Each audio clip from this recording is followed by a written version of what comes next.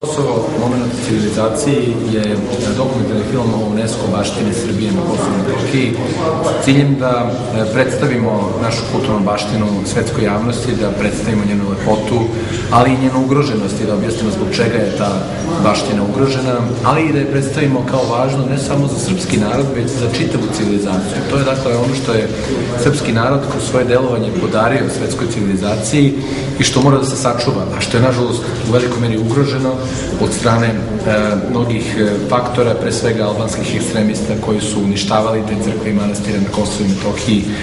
Od 1999. do danas je uništeno preko 150 crkava i manastira i dan danas su ugrožene i jednostavno želimo da povučemo paralelu između uništavanja Bliskom istoku, pre svega u Siriji i Iraku od strane ISIS-a i uništavanja na Kosovu i Metohiji. One ljude koje je zabolalo kada su bili uništavanje kulturne baštine, recimo u Palmiri ili u istorijskom muzeju u Mosulu u Iraku, kada su teroristi bacali ove skulpture, uništavali ih manjevima i tako dalje. Sve ljudi koje to zabolilo, želim da zaboli i kada vide uništavanje, recimo one crkve u Podujevu, kada jedan albanski ekstremista ruši krst, kada demoliraju kompletne crkve, pale ih, skrnave ikone i tako dalje. Želimo da podjednako, dakle, ceo svet je zaboli ta nepravda i to uništavanje. I zapravo ovaj film je snimljen sa ciljem da otvorimo svetu oči, da oni shvate šta se dešava.